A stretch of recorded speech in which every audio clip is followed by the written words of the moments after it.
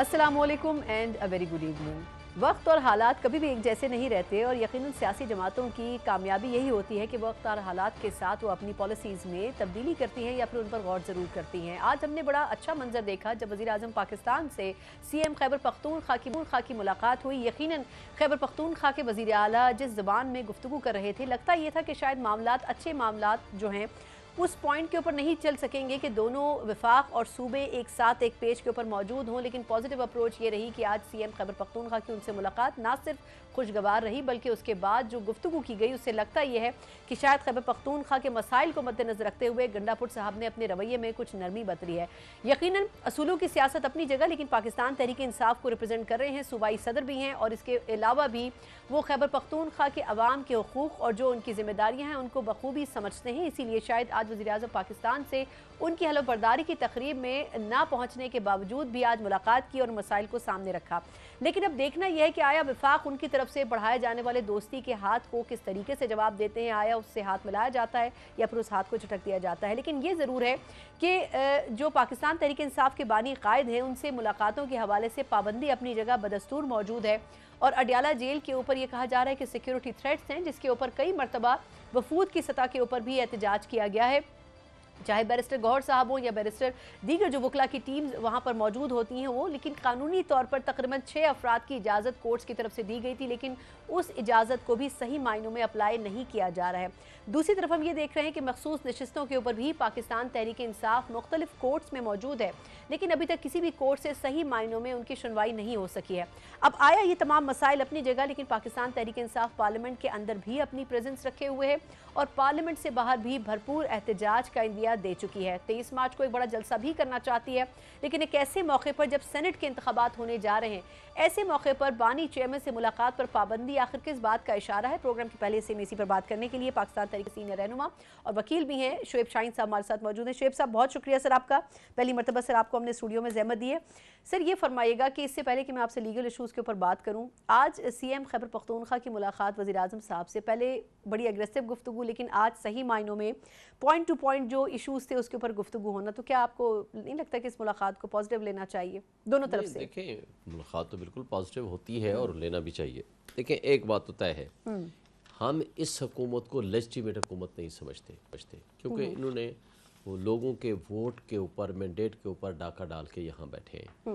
इन्होंने लोगों के वोट चोरी किए हैं, जो पब्लिक सारी जानती है। फॉर्म 45 लेके बैठे हुए हैं। मैं इस हल्के से जिस जगह हम बैठे हुए हैं ये मेरी कॉन्स्टिट्यूंसी है, बल्कि प्राइम मिनिस्टर हाउस के अंदर मेरा एक पोलिंग स्टेशन था जिसमें प्रेसिडेंसी के एम्प्लॉइज़, डिप्लोमेटिक इनक्लेव में रहने वाले लोग, बहुत बड़ी लीड से मैं जीता हूँ।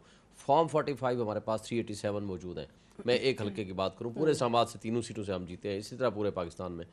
लेकिन हम ये समझते हैं कि जो बतौर चीफ मिनिस्टर, उसने खुद भी कहा था, बतौर चीफ मिनिस्टर प्राइम मिनिस्टर के साथ जो वर्किंग रिलेशनशिप है अपने लोगों के हुकूक के लिए, वो बात एक अलग है। लेकिन हमारा एहतजाज पार्लियामान के अंदर, पार्लियामान के बाहर, हमारा सड़कों पे एहतजाज, हमारा लीगल फाइट, वो हमारा जारी रहेगा। उस पर कोई दूसरी राय नहीं है। हम इनको लेजिटिमेट हुकूमत नहीं समझते, खा पंजाब गवर्नमेंट है या फेडरल गवर्नमेंट है।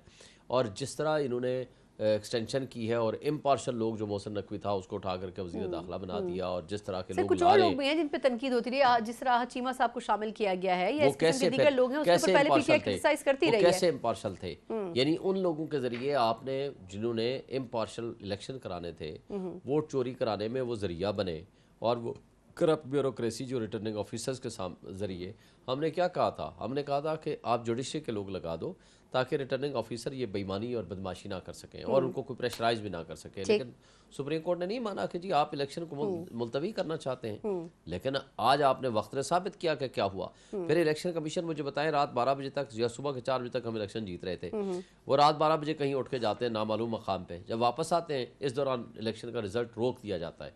रिजल्ट रोकने के बाद जब वापस आते हैं तो रिजल्ट उल्टा होना शुरू हो जाता है। हम इनको लेजिटिमेट हुकूमत नहीं मानते। मगर आपने कई दफा शेयर भी किए, नहीं आपने कई दफा फॉर्म 47 शेयर किए, उसमें पीछे कुछ और नंबर्स आ रहे हैं, आगे कुछ और नंबर्स आ रहे हैं, लेकिन अब इसके ऊपर आप किसी प्लेटफॉर्म पर तो रुजू करेंगे ना, चाहे वो इलेक्शन कमीशन हो, चाहे हाई कोर्ट हो। अब वो लीगल एस्पेक्ट तो उसका इंपॉर्टेंट अपनी जगह है। इलेक्शन कमीशन तो जराइम की आमाजगाह बना हुआ है ना, उसके पास तो हम गए हैं ऑलरेडी। अब मेरे हल्के में 11 तारीख को इलेक्शन कमीशन ने स्टे दे दिया कि फर्दर कंसोलिडेशन फॉर्म 48 जारी ना किया जाए। रिटर्निंग अफसर ने लिख के दे दिया कि हम फॉर्म 48 जारी नहीं करेंगे। आगे क्या हुआ, 11 तारीख को नोटिफिकेशन आ गया। फॉर्म कब बन रहे हैं, ये भी फ्रॉडुलेंटली बाद में बनाए हैं। फॉर्म बने हैं 12 तारीख को, फॉर्म अभी हुए नहीं, कंसोलिडेशन हुआ नहीं और नोटिफिकेशन पहले आ गया। अच्छा चले, ये डिबेट मतलब किस जगह पे जा करके हम अपनी एजुटेशन बताएं। सर ये तो देखिए ना, और इनकी जराइम को कहां शरीफ साहब, सर ये तो कल अली जफर साहब ने कहा भी कि कम से कम 10 कंट्रोवर्शियल जो सबसे ज्यादा हल्के ना, आप उन्हीं को खोल दें तो हम उसके ऊपर भी खामोश हो जाएंगे। आपके सामने एक चीज, और ये भी उन्होंने गलत कहा है। देखें, अगर तो वो ये कहते हैं विद रिस्पेक्ट, अगर तो उन्होंने इस सेंस में कहा है, वैसे उसकी पूरी जी जी जो उन्होंने कहा कि कम से कम 3 मुतालबात तो हमारे माने ना, उन्होंने जो कहा है ना कि कम से कम 10 हल्के का मतलब उनका जो कहना था वो शायद उसको मिसअंडरस्टैंड कर गए या वो समझा नहीं पाए।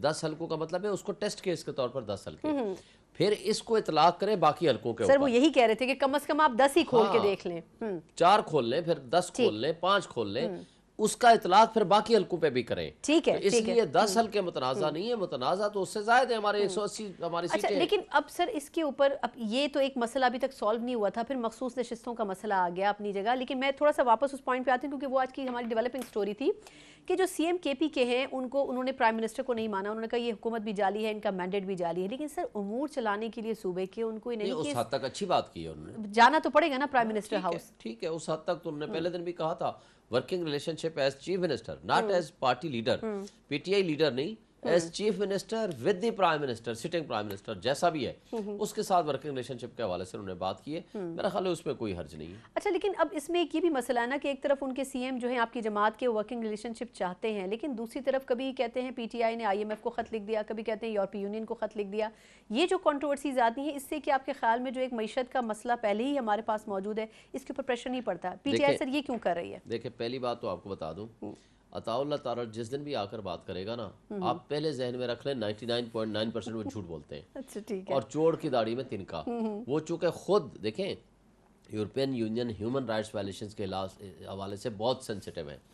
इस हवाले से जो इन्होंने पिछले 2 साल ह्यूमन राइट्स वायलेशंस किए हैं, ख़वातीन पर तशद्दुद किया, चार दीवारी की पामाली की, इलेक्शन फ्री अफेयर नहीं कराए, लोगों पे जुल्म तशद्दुद किया, FIR काटी, हमारे पोलिंग एजेंट्स गिरफ्तार हुए, हमारे लोगों को हरासा किया गया, लोग उठाए गए, ये सारी चीज़ें उनके सामने हैं। तो लिहाजा वो कोई भी सेंक्शन लगाएं, खुदा न खास्ता कोई भी प्रोसीड करें, तो उस हवाले से इनकी अपनी, चूँकि इनको चोर है ना, बजाय इस बात के कि उधर बातें करें, भाई अपनी ह्यूमन राइट्स वायलेशन को दुरुस्त करो। तुम पाबंदी लगा दी, हाई कोर्ट ने कल कहा है कि लोगों को मुलाकातें कराओ, लीडर्स को भी। सेनेट के इलेक्शंस हैं, हमारा लीडर है, हमने उनसे कंसल्टेशन करनी है। कल इलेक्शन है और आज हमने कंसल्टेशन करने से नहीं मिलने दिया हमारे लीडर्स को, हाई कोर्ट के आर्डर्स के बावजूद। और आगे 3 दिन बाद दूसरे कल से नॉमिनेशन फॉर्म दूसरी सीटों के लिए है, जो अगले जो जनरल सेनेट के इलेक्शंस है, बिल्कुल जो जनरल सीट्स हैं, तो उसके लिए हमने उनसे कंसल्ट करना है। हाई कोर्ट ऑर्डर कर चुकी है 2 हफ्ते के लिए। लेकिन जो 6 वकला की टीम को इजाजत थी ऑफिशियली, उनको क्यों नहीं मिलने दी? नहीं मिलने दिया जा रहा है, ये बेईमानी है उनकी, और क्या करें। देखिए ना, ये बेईमानी है उनकी, कोई एक जगह पे है, हर जगह पे है, जानबूझ के नहीं मिलने दिया जा रहा। एक तो जो केसेस हैं, हम कंसल्ट किससे करें? अच्छा माजरत, लेकिन आज अता साहब ने बड़ा क्लियर कहा, उन्होंने कहा जी एक दिन वकला मिलते हैं, एक दिन रिश्तेदार मिलते हैं, एक दिन दोस्त मिलते हैं, एक दिन सहाफी मिलते हैं, 4 दिन तो वैसे ही मिलते हैं लोग। झूठ बोलते हैं, 2 हफ्ते में 2 दिन के लिए अलाउ है। अच्छा, 4 दिन कह रहे थे वो झूठ बोलते हैं, आपको बताया तो है वो झूठ बोलते हैं। अच्छा, आप ये कह रहे हैं कि अब 2 दिन भी मिलने नहीं दिया जा रहा? अब 2 दिन भी नहीं ना, अब तो मतलब है कि जो हमारा आज का टाइम था 2 बजे का, नहीं मिलने दिया। बैरिस्टर गौहर साहब की तो आज हुई मुलाकात, वो तो थी कि कोर्ट का केस था, उसके लिए बुलाया था कि आप जाकर मिलाएं, वो तो इत्तेफाक से वो चले गए। लेकिन कोर्ट केस के अलावा की 2 मीटिंग्स होती हैं हफ्ते में, वो नहीं मिलने दे रहे।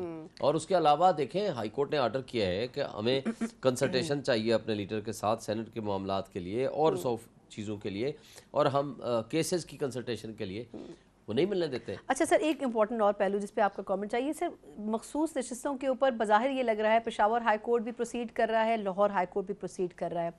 पेशावर हाई कोर्ट की थोड़ी स्पीड शायद ज़्यादा है, वो क्वेश्चंस भी उठा रहे हैं, लेकिन आपको क्या लगता है कि क्या कोई रिलीफ मिलने की उम्मीद की जा सकती है? जैसे माजी में बल्ले के निशान के ऊपर भी एक बड़ी डेवलपमेंट थी जो पेशावर हाई कोर्ट से हुई थी। मैं तो होपफुल हूँ। वजह उसकी ये है कि देखें, आर्टिकल 51 प्रोपोर्शनेट शेयर देता है टू एवरी पॉलिटिकल पार्टी, जिसकी जितनी पार्लिमानी पार्टी में जितनी सीटें होती हैं वुमेन की और मिनॉरिटीज़ को उसी हिसाब से उसका शेयर मिलता है, ड्यू शेयर मिलता है। अब यहाँ वो ड्यू शेयर हमें नहीं मिल रहा, ना सिर्फ ये कि हमें नहीं दिया गया बल्कि उठा करके रेवेन्यू की तरह बांट दिया गया बाकी पॉलिटिकल पार्टीज में। ये तो जुर्म है, ये नहीं हो नहीं सकता।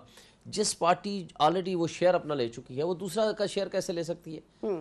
दूसरे का लेकिन शेयर सर माजी में लेना। जिस तरह पेशावर हाई कोर्ट ने बल्ले का निशान दिया, सुप्रीम कोर्ट ने वापस ले लिया, तो अगर ऐसा कुछ होता है कि वहां से डिसीजन आता है, बीच में सुप्रीम कोर्ट में कोई और पिटीशन आ जाती है और वो उसको रिवर्स कर देती है। सुप्रीम कोर्ट ने पहले भी नाइंसाफी में अपनी फैसले किए हैं। मुझे बताएं कि वो जो बल्ले का निशान वापस लिया है, पार्टी के कॉन्स्टिट्यूशन को पाकिस्तान के कॉन्स्टिट्यूशन के ओवर एंड अबव कर दिया। सारी दुनिया ने पूरे जुर्स से तरकीद की है कि ये गलत फैसला है, नाइंसाफी में अपनी फैसला है, लेकिन उसके बावजूद हम लड़े हैं, उसके बावजूद हम लोग जीते हैं, फिर भी हमें नहीं आने दिया गया। फिर भी फॉर्म 45 को चेंज करके फॉर्म 47 नया बना दिया गया और उसके अंदर सारी टेम्परिंग है। अब आपके सामने मैं रिकॉर्ड आपको मैं बता देता हूँ। अब जो 3 है उसको 8 बनाया गया, जो 2 है उसको 6 बनाया गया, जो मसलन 9 है उसके आगे 1 लगा दिया, 1900 कर दिया। मतलब है कि जो 200 है फ्लॉज मौजूद हैं तो सर फिर कहीं ना कहीं वो प्रूफ तो हो जाएगा ना। अगर गलतियां की टेम्परिंग है तो कहीं ना कहीं साबित तो हो जाएगी ना। चोरी है, देखिए साबित तो होगी, लेकिन उससे पहले आपने क्या किया? प्राइम मिनिस्टर बना दिया। उससे पहले आपने ओथ ले लिए, उससे पहले आपने उसी रेशो से खवातीन की सीटें दे दी, उसी रेशो से आपने सेनेटर बना दिए, और कल अगर आपने सारा कुछ रिवर्स कर भी दिया तो उसके बाद जो कुछ हो चुका है उसको कैसे रिवर्स करेंगे? वो अलग कंट्रोवर्शियल हो जाएगा। बिल्कुल ठीक है। अच्छा, आखिरी क्विकली सर सवाल कि आपके ख्याल में कितने अरसे में आपको लगता है सेनेट इलेक्शन भी, क्योंकि अब बिल्कुल करीब है, कुछ वोटिंग कुछ सीट्स के ऊपर कल है, कुछ दिनों के बाद है, एक्सपेक्टेशन क्या है? कि पीटीआई ने पहले ये कहा था कि अगर ये इस किस्म के डिसीजन होते हैं तो फिर पीटीआई दोनों को एक्सेप्ट नहीं करेगी। सिद्धार्थी इलेक्शन को भी नहीं किया था और उसको भी नहीं किया था, तो बाइकआउट करेंगे क्या? नहीं, बाइकआउट तो हम किसी स्टेज पे नहीं करेंगे। बाइकआउट वाला काम तो हमने नहीं किया। पहले भी हमें मजबूर किया गया कि हम इलेक्शन से ही बाइकआउट कर जाएं, किसी ना किसी तरीके से, हमने नहीं किया।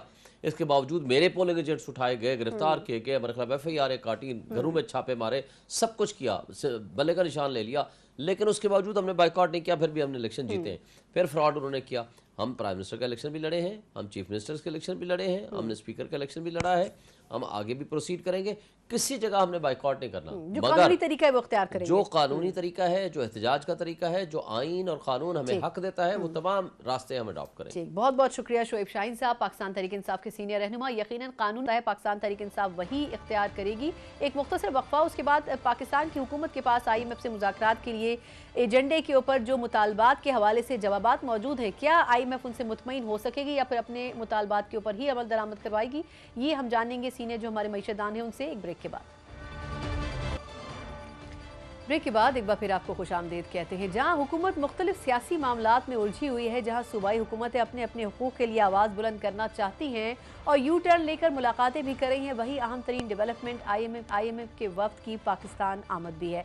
लेकिन देखना यह है कि IMF से होने वाले मुज़ाकरात पे किस हद तक पाकिस्तान कॉम्प्रोमाइजिंग पोजीशन में रहता है। मुतालबात की हतमी फहरिस्त तो शायद अभी तक मौसूल नहीं हुई है, लेकिन खबरें यह है कि इस मरतबा नए वजीर ख़जाना, जिनके अज़ाइम है कि IMF से मुमकिन तौर पर एग्रीमेंट उनका 1 पॉइंट एजेंडा होगा। और दूसरी बात यह है कि ब्लूमबर्ग जैसे इदारे भी नए वजीर ख़जाना की इतनी तारीफ कर रहे हैं, तो अब देखना ये होगा कि आया उनका 1 पॉइंट एजेंडा उसके ऊपर वो कामयाब होते हैं या फिर नहीं। क्योंकि जो फुटप्रिंट्स इसहाक डार साहब ने या दीगर साबका वज़ीर ख़जाना ने छोड़े हैं, उसको मद्देनजर रखते हुए नए वजीर ख़जाना की ख्वाहिश है कि उन तमाम चीज़ों के ऊपर काम किया जाए जिनकी वजह से पाकिस्तान की मईशत इस वक्त ज़बूहाली का शिकार है। क्या क्या ऑब्जेक्टिव्स हो सकते हैं नई हुकूमत के? और दूसरा ये कि IMF से बात करने के लिए पाकिस्तान किन टर्म्स एंड कंडीशंस को मद्देनजर रखेगा, इसी के ऊपर बात करने के लिए सीनियर सहाफ़ी ज़ियाकार शहबाज राना साहब हमारे साथ मौजूद है। शहबाज, सबसे बहुत शुक्रिया आपके कीमती वक्त के लिए। सर, ये बताइएगा कि IMF के वफ्द की पाकिस्तान आमद पर बात तो हो रही है, लेकिन क्या इसके ऊपर भी बात करना ज़रूरी नहीं है कि आया पाकिस्तान इस वक्त कितने बैकफुट पर मौजूद है? क्योंकि शराइत तो उनकी अपनी जगह मौजूद होंगी, पाकिस्तान के पास कितना स्पेस है सर कि वो कितनी शराइत मान सकता है और कितनी के ऊपर बातचीत की जा सकती है? बिस्मिल्लाहिर्रहमानिर्रहीम। देखिए, अगर आप इस बात को कंपेयर करें IMF के साथ जो मुज़ाकरात हैं, जून 2023 की जो पोजीशन थी, अगर उससे कंपेयर करें आज आप मार्च 2024 की बात कर रहे हैं, तो पाकिस्तान और IMF के दरमियान जो एतमाद है उसमें इजाफा हुआ है, कमी नहीं हुई। ये एक पॉजिटिव डेवलपमेंट है जो कि माजी से मुख्तलिफ है। इसकी बुनियादी वजह ये है कि जो एक ट्रस्ट गैप आ गया था बिटवीन पाकिस्तान एंड IMF, जो हमारा पिछला एक प्रोग्राम था जो नाकामी पे ख़त्म हुआ पिछले साल जून, वो ट्रस्ट डेफिसिट समहाउ वो कवर हुआ है। जो अभी मौजूदा प्रोग्राम चल रहा है जिसके दूसरे जायजा के लिए IMF की टीम पाकिस्तान आ रही है, एंड दिस इज रेयर कि बाय एंड लार्ज इस चीज़ का है। इस दफ़ा जो मुज़ाकरात होंगे जायजा प्रोग्राम के लिए, उसके साथ जो शर्त उसके साथ लिंक है 1.1 अरब डॉलर की कर्जे की किस्त, वो आसानी से पाकिस्तान को मिल जाएगी। तो एक पॉजिटिव डेवलपमेंट के ऊपर ये मुज़ाकरात जो है वो शुरू होने जा रहे हैं। हम्म। ये तो इसका पहला आगाज़ है, पहला पार्ट है। हो 18 मार्च तक एक स्टाफ लेवल एग्रीमेंट हो जाएगा हम्म। और probably one of the shortest visits of the IMF team to Pakistan अगर ये एक्सटेंड नहीं होता तो, ओरिजिनल प्लान के मुताबिक अगर रहता है।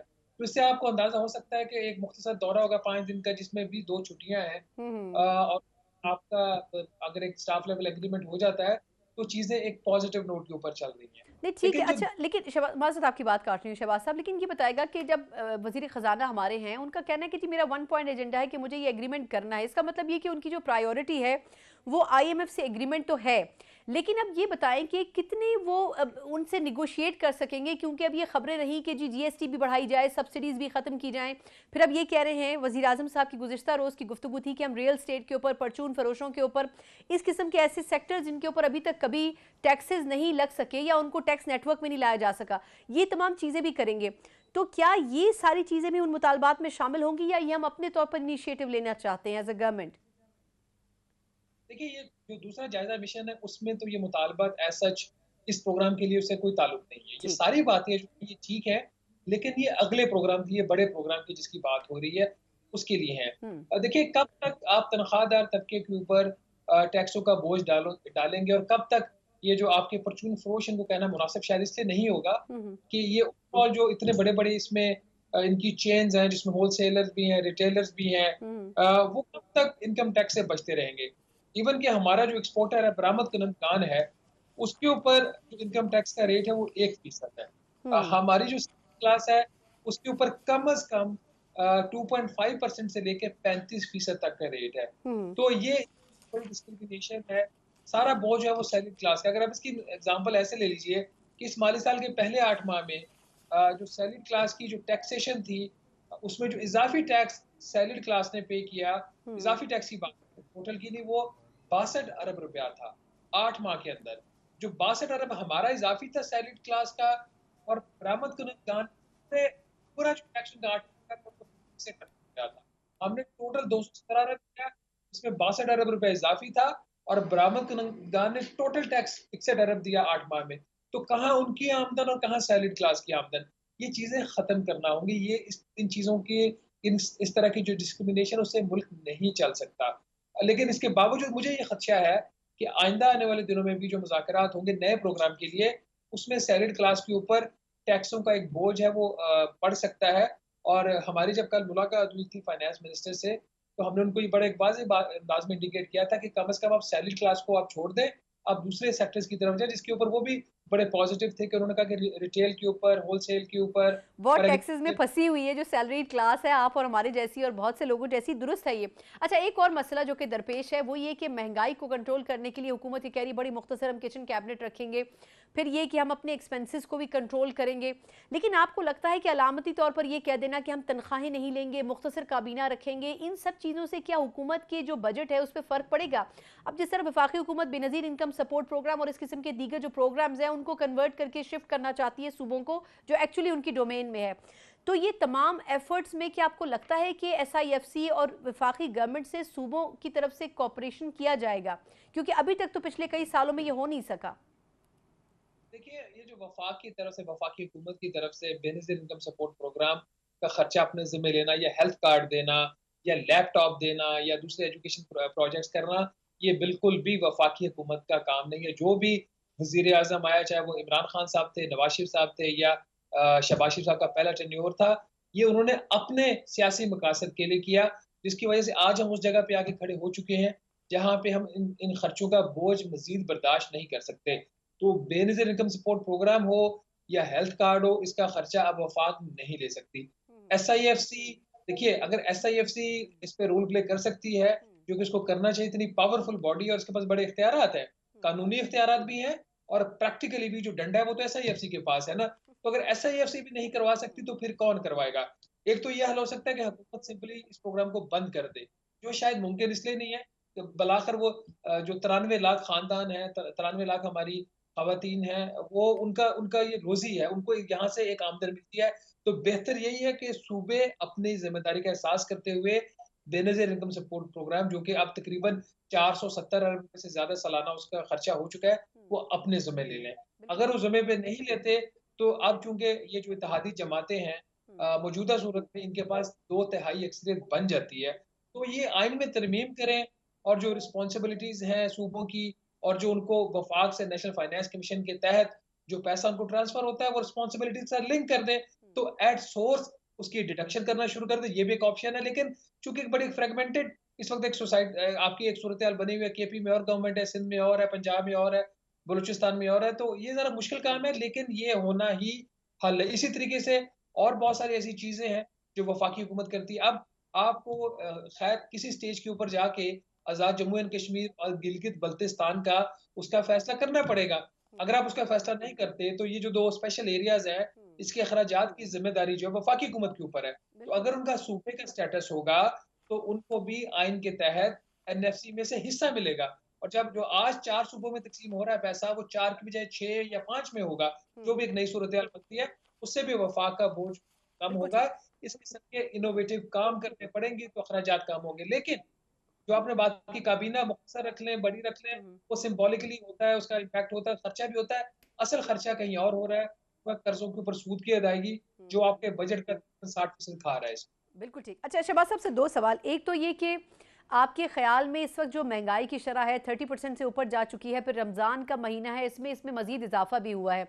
अब अगर हम नए टैक्सेस आयद करते हैं, अकॉर्डिंग टू आईएमएफ एग्रीमेंट हम पेट्रोलियम मसनूआत, बिजली, गैस की नर्ख़ बढ़ाते हैं, मज़ीद महंगाई होगी। तो आपके ख़्याल में ये स्पेल कितने अरसे चलेगा? क्योंकि एक स्टेज के ऊपर वज़ीर आज़म साहब कह चुके हैं कि अगले 1 से 2 साल मुश्किल हैं, उसके बाद कुछ हालात बेहतर हो जाएंगे। तो एक तो ये कि इस हवाले से आपकी प्रेडिक्शन क्या है? और दूसरा सेकंड क्वेश्चन सर, कि आईएमएफ से आपको क्या लगता है कि क्या जो फिगर है, अब 4 अरब डॉलर की बात तो नहीं हो रही है, कुछ लोगों का कहना है कि ये शायद 8 अरब डॉलर तक एग्रीमेंट चला जाए। तो आपके ख्याल में अंदाजन हम कितने अरब डॉलर के एग्रीमेंट पर जा रहे हैं इस मरतबा आईएमएफ के साथ? देखिए, दूसरा सवाल मैं आपका पहला ले लेता हूँ। अगले माली साल में जो पाकिस्तान की ज़रूरियात हैं, वो तकरीबन 25 अरब डॉलर से लेके 30 अरब डॉलर। इसमें से कुछ 12 से 14 अरब डॉलर ऐसा है, जो हमने दोस्त ममालिक से, जिनको आप कहते हैं, उनसे कर्ज़ लिया हुआ है 1 साल के अरसा के लिए, लेकिन हर साल वो रोल ओवर हो जाता है। तो अगर वो 12 या 14 अरब डॉलर आप माइनस कर दें, उसके बाद भी एक अच्छी खासी बड़ी रकम पीछे बचती है, जो करंट अकाउंट खसारा पूरा करने के लिए और गैर मुल्की कर्ज़े जो माज़ी में लिए, उनको वापस करने के लिए। ऑन एन एवरेज अगर 15 अरब डॉलर का 1 साल का भी तख़मीना लगा लें, तो आईएमएफ उसमें से 2 अरब डॉलर सालाना डाल के तो अपनी जान नहीं छुड़ा सकता ना। तो प्रोग्राम का साइज़ जो है, अभी खैर 4 अरब डॉलर तो बहुत कम है, 6 अरब डॉलर प्लस की बात हो रही है। इस पे एक मसला ये है कि पाकिस्तान का एक कोटा होता है कि किस हद तक कोई भी मेंबर मुल्क जो है उसका कोटा डिटरमिन हो, तो उससे ज़्यादा वो पैसा नहीं ले सकता। तो अगर तो हुकूमत ये 6 अरब डॉलर के 3 साल का प्रोग्राम करना चाह रही है, तो हम तो ये कह रहे हैं, मैं तो इसको बड़ा इसको बरमला कह रहा हूँ, तो फिर हुकूमत ये प्रोग्राम मत करे। क्योंकि जितनी उसे तकलीफ आएँगी और पैसा आपने आईएमएफ की मिन्नत और कंडीशंस लहदा मीट करनी है, इज़ाफ़ी कर्ज़ा लेने के लिए आपको वर्ल्ड बैंक की, एडीबी की, जो इन एनी केस आपको लेना भी पड़ेगा और अब दूसरे ममालिक की मिन्नतें अलहदा करें, तो फिर फ़ायदा क्या है? आईएमएफ अपनी फिर पूरी बगैर कर्जा लिए मैनेज कैसे करेंगे? ये आपको करना पड़ेगा, आपके पास चॉइस नहीं है। आपको अगले 3 साल, हर साल 25 से 30 अरब डॉलर चाहिए अगले 3 साल। On an average 75 Arab dollar Pakistan को 3 सालों में चाहिए। ठीक। ठीक है? उसमें आईएमएफ का 6 या 8 अरब डॉलर 3 साल का तो हिस्सा नहीं हो सकता ना। अगर हमने सारा टाइम शायद मान के भी 6-8 अरब डॉलर लेना है और बाकी अलहदा मिलता करनी, उनकी कंडीशन अलहदा माननी है, तो फ़ायदा क्या हुआ? कमिंग टू अच्छा, ये खैर बाय द वे अभी अमाउंट डिसाइड नहीं हुई कि कितनी है। बिल्कुल ठीक। इस पे अभी बात, इसके पहले साइज़ डिटरमाइन होगा, उसका गैप डिटरमाइन होगा, फिर आईएमएफ का हिस्सा, वर्ल्ड बैंक का हिस्सा, एडीबी का हिस्सा और बाकी आप फंड्स कितने करेंगे, कमर्शियल लोन्स कितने करेंगे, वो एक अलग की बात है। कमिंग टू द इन्फ्लेशन, ये जो एक बात होती है ना कि ये साल मुश्किल है, ये 1 साल मुश्किल है, 2 साल मुश्किल है, ये अब जो है ना सिलसिला बंद हो जाना चाहिए। हम एक हकीकतन जो एक हमारा जो अंडरस्टैंडिंग है, जो हालात है, वो हम बता दें कि आप कितने साल मेरी अपनी असेसमेंट ये है कि ये हुकूमत आज से बेहतर काम करना शुरू कर दे और सही करेक्टिव मेजर्स ले, पैच वर्क ना करे, तो कम से कम 2 से 3 साल का अरसा आपको चाहिए। मैं उस वक़्त में बात कर रहा हूँ, जहाँ पे सियासी कंप्रोमाइज़ेज़ ना हो, जहाँ पे पॉलिसी रिवर्सल्स ना हो, जहाँ पे आईएमएफ का प्रोग्राम एज़ इट इज़ जो भी आप एग्री करते हैं इम्प्लीमेंट हो जाए और इम्प्लीमेंट होने के बाद अगर प्रोग्राम खत्म भी हो जाए, तो जो इक़दामात लिए गए उसको रिवर्स ना किया जाए, फिर भी 2 से 3 साल चाहिए। आइंदा आने वाले दिनों में देखें, आप आईएमएफ की शराइत के ऊपर बिजली, गैस की कीमतें तो वो बढ़ेंगी जाके जुलाई में, शायद फौरी ना बढ़े, बट जुलाई में आपको बढ़ानी पड़ेंगी, जून-जुलाई में। हमारा एक एज अ नेशन एक बहुत बड़ा अलमिया है। वो अलमिया ये है, रमज़ान शुरू नहीं होता और हमारी फ्रूट और सब्जियों की कीमत बढ़ जाती है, वो हम किसके ऊपर इल्ज़ाम लगाएँ? अभी जो है महँगाई की एक बेमानी बात जो हर साल आती है, वो तो आईएमएफ की वज़ह से नहीं आती ना। ये हमारे जो दुकानदार भाई हैं, तो जब हम चीज़ें लेने जाते हैं, अब मुझे बताइए आज भी अगर आप सुपर मार्केट से प्याज़ ले रहे हैं, तो वो कम से कम ₹400 फ़ी किलो मिलता है। ये कौन-सा मुल्क है? इसी तरीके से आप चूँकि अब आपका रमज़ान का महीना इफ्तारी में आपकी फ्रूट्स की कंज़म्पशन ज़्यादा है, तो जो फ्रूट्स के रेट है वो डबल हो गए हैं। किसने इसके ऊपर कोई टैक्स, क्या सप्लाई कम हो गई? लेकिन क्या चेक किसी एंड की बैलेंस भी फसल? तो नहीं है ना, इस पे कंट्रोल करने के लिए कमेटियां मौजूद हैं, सुपरवाइजर्स मौजूद हैं, कमिश्नर्स मौजूद हैं, लेकिन कोई इस पे फॉलो अप तो करता ही नहीं है। देखिए, अतवार बाज़ार लगा के और रमज़ान बाज़ार लगा के हम समझते हैं हमारी ज़िम्मेदारी पूरी हो गई है। हुकूमत का तो जो कसूर है सो है, हम एज़ अ नेशन भी हमें भी बहुत कुछ सीखने की ज़रूरत है। हर चीज़ हम हुकूमत पे डाल नहीं सकते। ठीक है, प्राइस कंट्रोल हुकूमत का काम है। अच्छा, और लेकिन बाय द शहबाज वे साहब, अब आप हमें वक्त भी कभी कभी देते हैं, लेकिन सवालात इतने सारे हैं मुझे सर, क्योंकि इस सेगमेंट का वक्त थोड़ा सा रह गया, मुझे दो सवालों पे और क्विकली आपका एक तो रिमार्क्स चाहिए। एक सर ये कि शरह सूद के ऊपर थोड़ी सी डिबेट हो रही है कि थोड़ी सी इसको कम करना चाहिए, कारोबारी तबके की एक्सपेक्टेशंस हैं, लेकिन क्या हुकूमत के पास चॉइस है कि वो शरह सूद को कुछ कम कर सके? और सेकेंडली सर, वज़ीर आज़म साहब ने वफाकी हुकूमत के अखराजात को कंट्रोल करने के लिए फिर एक सो कॉल्ड कमेटी बना दी है, उसमें कुछ उन्होंने मईशतदानों को भी शामिल किया है। आपके ख्याल में इस कमेटी के बनने से कोई प्रोडक्टिविटी आपको नजर आ रही है? क्विकली सर, अगर मुझे इसका दोनों पे आंसर कर दें। कमेटी की बात है, अगर आपका ₹100 का बजट है, तो कमेटी का जो मैंडेट है वो सिर्फ ₹16 को कवर कर रहा है। ₹84 को वो डिस्कस ही नहीं कर रहा। तो जहाँ पे ₹16 के बजट को कवर कर रहे हैं, ₹16 में से कितने आप बचा लोगे? 2 या ₹4 बचा लोगे? ये मुख्तसर जवाब आपके सवाल का, ये इफेक्टिव कमेटी नहीं है। इस पे मैंने एक डिटेल स्टोरी आज की, इंशाल्लाह वो कल अपीयर हो जाएगी। जी बिल्कुल जी। Coming to your first question कि वो ज़रा सूद में कमी, ये एक इंतहाई गलत पॉलिसी थी साबिक governor State Bank of Pakistan doctor Raza Baqir की, कि उन्होंने जो शरह सूद को लिंक कर दिया हेडलाइन इन्फ्लेशन के साथ, जो ओवरऑल इन्फ्लेशन का रेट आता है उसके साथ। माजी में ये कोर इन्फ्लेशन के साथ लिंक होता था।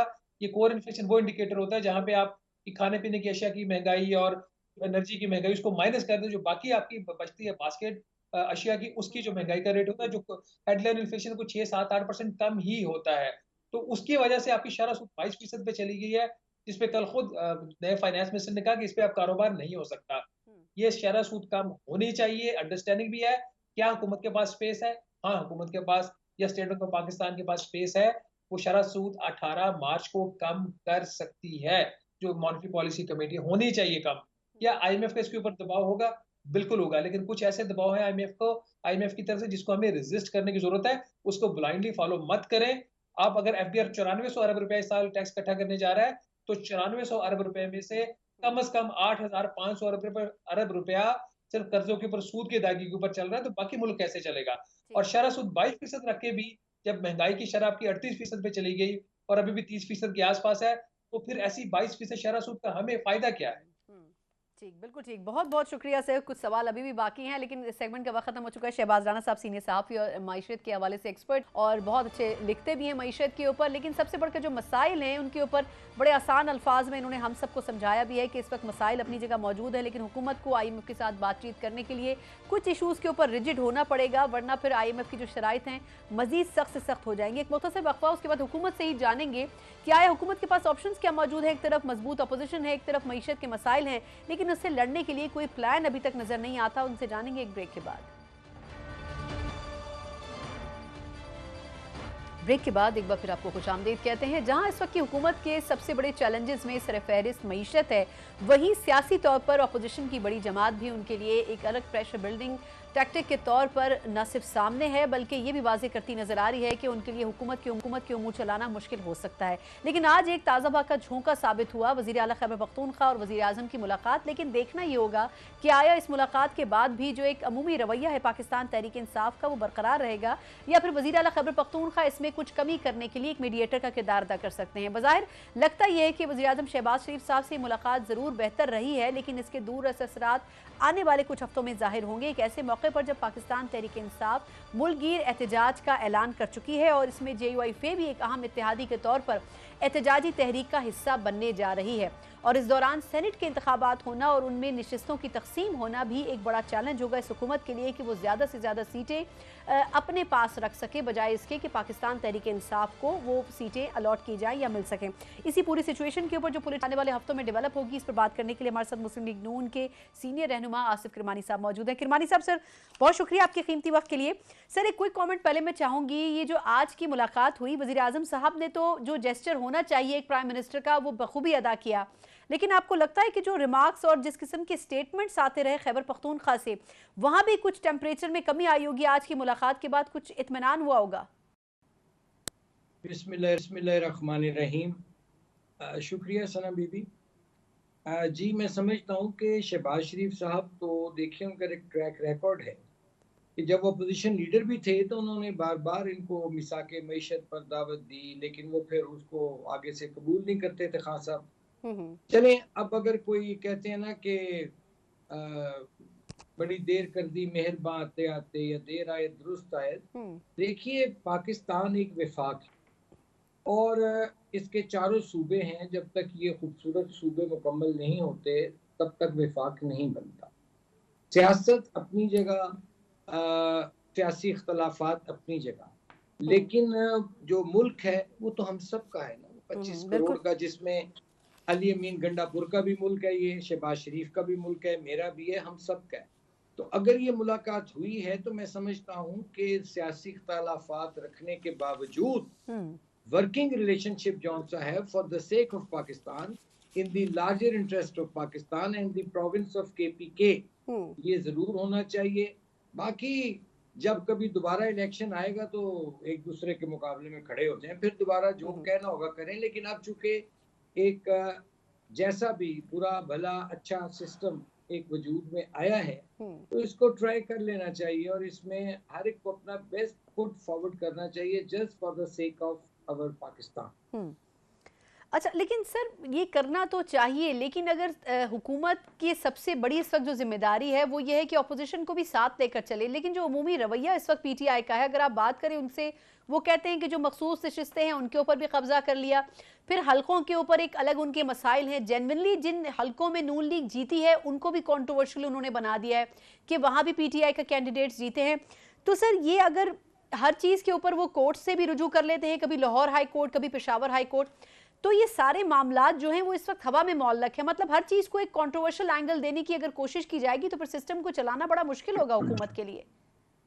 ये आपकी बात बिल्कुल दुरुस्त है सना बीबी, लेकिन मैं कहता हूँ कि अगर किसी की कोई जायज शिकायत है, नॉट प्रोपेगेंडा, अगर किसी के पास कोई सबूत है, अगर किसी के पास ये बाकायदा शवाहिद हैं कि उसके इलेक्शन में कोई प्रॉब्लम उसके साथ हुई है, उसके साथ ज्यादती हुई है, तो इलेक्शन कमीशन है, इलेक्शन ट्रिब्यूनल्स हैं और उसके बाद फिर एपिक्स कोर्ट्स हैं, हाई कोर्ट्स हैं, तो वहाँ रुजू किया जा सकता है। लेकिन इसको मैं समझता हूँ बहाना बनाकर अगर आप एक पोलराइजेशन का माहौल और एक खींचातानी का माहौल कायम रखना चाहेंगे PTI वाले या कोई भी, तो मैं समझता हूँ कि फिर वो लोग जिन्होंने उनके लिए वोट भी किया और उनको जाहिर है एक लार्जेस्ट ग्रुप के तौर पर कौमी असेंबली में भेजा, KP में उनकी गवर्नमेंट बनाई, वो भी उनसे मायूस होना शुरू हो जाएंगे। कि इसलिए मेरी तो यही है कि ये चलती रहती हैं चीजें, ये इलेक्शन की रिट्स पिटीशंस ट्रिब्यूनल में ये चलती रहती हैं। हाँ, जो हकदार है उसको उसका हक मिलना चाहिए, चाहे वो किसी भी जमात से ताल्लुक रखता हो। किसी के साथ ज्यादती अगर हुई है और जेन्युइनली हुई है अगर, और कसदन या सहवन जैसे भी हुई, तो मैं समझता हूँ कि उसकी शिकायत को एड्रेस करना इलेक्शन कमीशन का, इलेक्शन ट्रिब्यूनल का और अदालतों का काम है। लेकिन ये ऐसे होना चाहिए कि इसमें जो हुकूमत की कारकर्दगी है या हुकूमत की फंक्शनिंग है जो उसमें रुकावट नहीं आनी चाहिए, क्योंकि पाकिस्तान के मसाइल बहुत ज्यादा है। यहाँ गुर्बत है, चैलेंज, महंगाई है, बेरोजगारी है, आपका जॉबलेस यूथ फिर रहा है। तो हमें अपना जो फोकस है वो इन चीजों इशू पे रखना चाहिए, और बाकी साथ पैरेलल अगर बाकी कोई अदालती कार्रवाइयां हैं, सबूत हैं जिनके पास, जाए अदालतें खुली हैं, जाके अपना मुकदमा पेश करें। नहीं, लेकिन सर अब ये भी एक राय कायम हुई है कैबिनेट के बनने के बाद कि इसमें कुछ लोगों को जिनको इंडक्ट किया गया है वो अवामी मैंडेट से नहीं आए हैं। खुद जावेद लतीफ़ साहब ने गुज़िश्ता रोज़ कह दिया कि ये तो कोई अवामी हुकूमत नहीं है, बल्कि ये एक टेक्नोक्रेट या एक नेशनल गवर्नमेंट इसको कहा जा सकता है। इसको आप नून लीग की हुकूमत के खाते में मत डालें, तो इसको दुरुस्त मानना चाहिए क्या?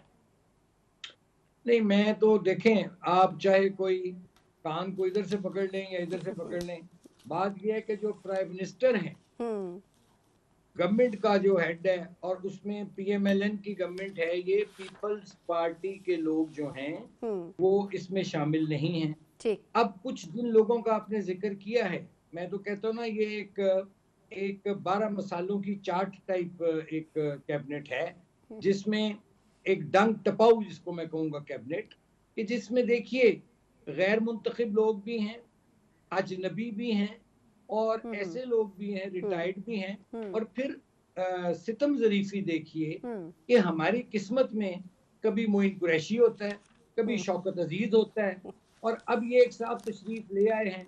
आई डोंट नो, हो सकता है अच्छे आदमी हो सर, लेकिन ब्लूमबर्ग इनकी तारीफ कर रहा है, वो कह रहे हैं बड़ा पॉजिटिव स्टेप है ये इनका आना। लेकिन ब्लूमबर्ग की तारीफ करना भी, मैं इसके ये डबल एज वेपन है ये ब्लूमबर्ग भी। और दूसरी बात मैं ये करना चाहूंगा कि सितम ज़रीफी ये है कि क्या इतनी जल्दी थी जी कि आप पहले उनको वो शहरियत बाद में उन्होंने चेंज की, हलफ पहले उठा लिए। क्या पाकिस्तान की सरजमीन जो है या कौमी असम्बली जो है, क्या वो इतनी भांज हो चुकी है? क्या माए जौन सी हैं पाकिस्तान में, उन्होंने ज़हीन और काबिल अफराद को जन्म देना बंद कर दिया है? क्या आप गैर मुंतखब अफराद को उठा के ले आते हैं?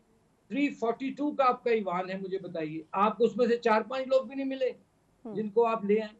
ये दिस इज वेरी अनफॉर्चुनेट। तो आपके ख्याल में ये सर, क्या आपके ख्याल में शहबाज शरीफ साहब की सिलेक्शन नहीं है ये? नहीं, देखें जी, ये सबकी सिलेक्शन है, ये किसी की सिलेक्शन है, किसी की भर्ती है, तो ये ऐसी काबीना है जिसको भर्ती किया गया। अब कोई कहीं से आया, कोई कहीं से आया है, और ठीक है, लेकिन असल जो टेस्ट है इनका अब वो ये है कि ये, अब जैसे इन्होंने बड़ी हातम ताई की कब्र पे लात मार दी कि हम तनख्वाही नहीं लेंगे। भाई जिन लोगों ने ये बातें की, देर ऑलरेडी बिलियनियर्स। जरदारी साहब की जो समझ आती है कि सदर की तनख्वाह काफी ज्यादा होती है, 10-12-13 लाख में, लेकिन वुज़रा की तनख्वाह तो 2.25 लाख होगी। तो भाई असल चीज है फिर कि आप मिनिस्टर एनक्लेव से बाहर निकलो, आप प्रोटोकॉल छोड़ते, आप सरकारी गाड़ियां, सरकारी ड्राइवर, पेट्रोल, हूटर बंद करें। और आप देखें ना, मिसाल आपके पास साथ वाले मुल्क में, या आप यूके में चले जाएं, 10 डाउनिंग स्ट्रीट में कितने बड़े मेंशन में रहता है यूके का प्राइम मिनिस्टर।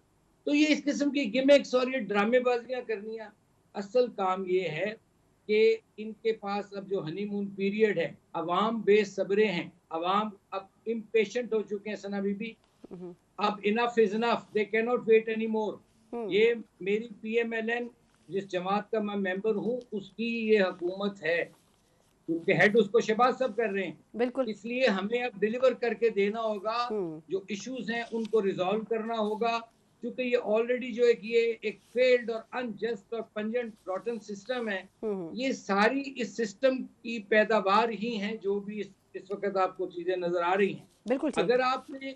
अगर आप फिर ऊपर से आईएमएफ की तलवार आप पर लटक रही है, गर्दन अवाम की पतली पर तलवार है, उसकी तेज धारी तलवार, तो ये बहुत बड़े चैलेंजेस हैं।